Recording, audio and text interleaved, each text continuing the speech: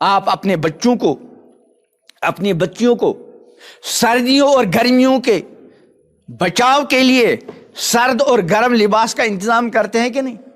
اس وقت سب کے پاس کون سا لباس ہے؟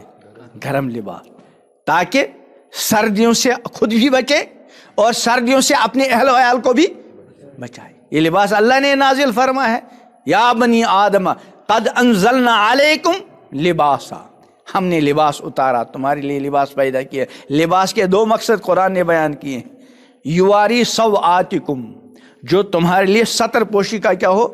ذریعہ، وریشا، اور تمہارے لیے زینت کی چیز ہے یہ لباس۔ تو یہ لباس ایک تو ستر پوشی کا ذریعہ ہے اور زینت کی چیز ہے، اور ہمارے لیے سردی اور گرمی سے بچاؤ کا کیا ہے؟ یہ ذریعہ ہے۔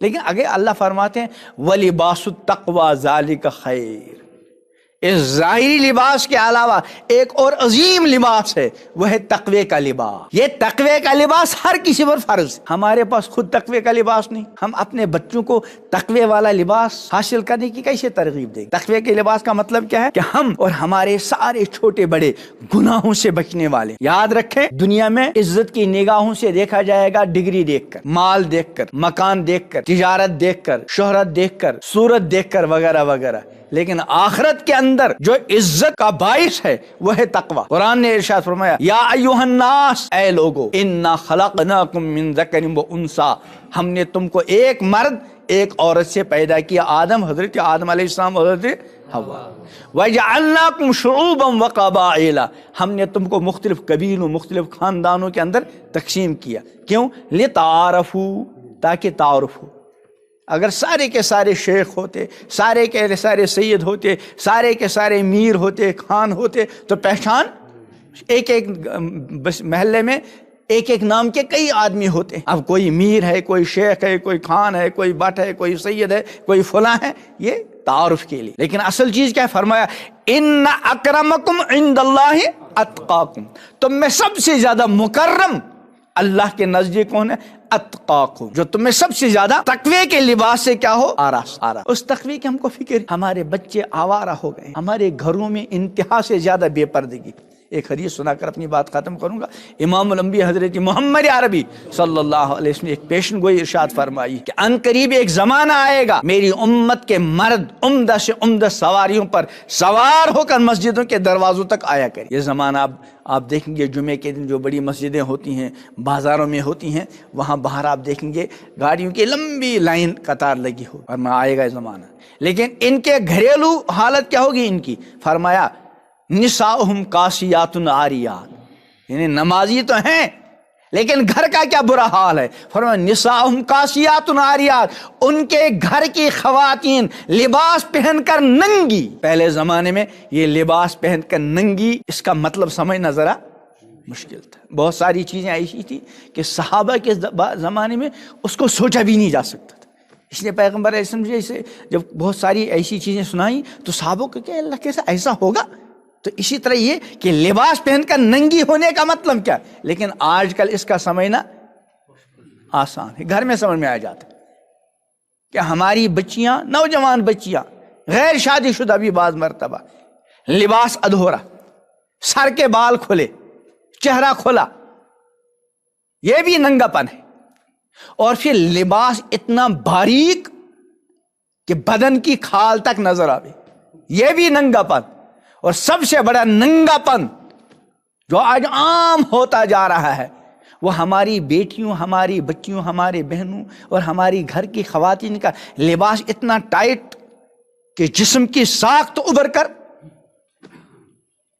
نظر آ رہی۔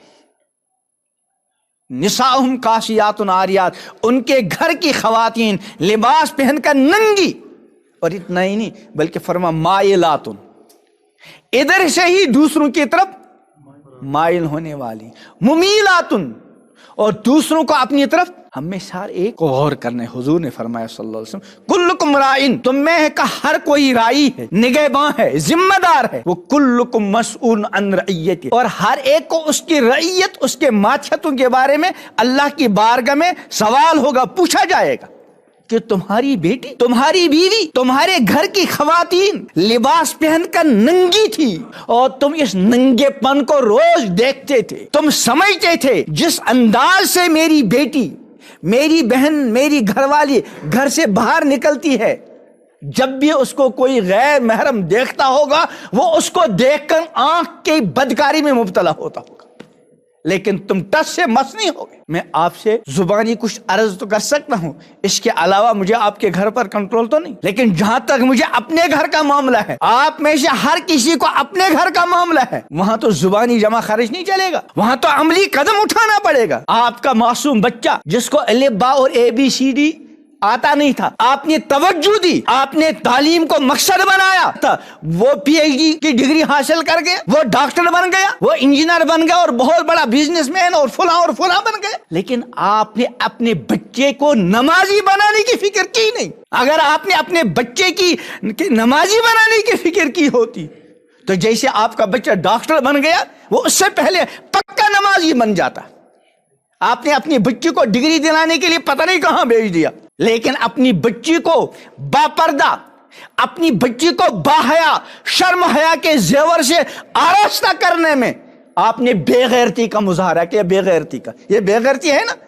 اگر ہم میں سے کسی کی بیوی، کسی کی بیٹی، کسی کی بہو، کسی کی بہن کو دیکھ کر روزانہ درجنوں آنکھ کی بدکاری میں مبتلا ہوتے ہیں، ہم سمجھتے ہیں، اس لیے سمجھتے ہیں کہ ہم بھی بعض مرتبہ دوسری کی بیٹیوں کو دیکھ کر جو اس طرح کا بے حیائی والا لباس پہن کر نکلتی ہیں، ہماری آنکھ بھی بعض مرتبہ ناپاک ہو جاتی ہے. اس وقت ہم سمجھتے ہوں گے کہ ہماری بیٹی کو دیکھ کر، ہماری بہن کو دیکھ کر، ہماری بیوی کو دیکھ کر نہ معلوم کتنے لوگ دن میں آنکھ کی بدکاری میں مبتلا ہوتے ہوں گے.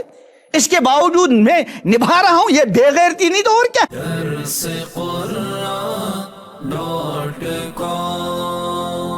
www.darsequran.com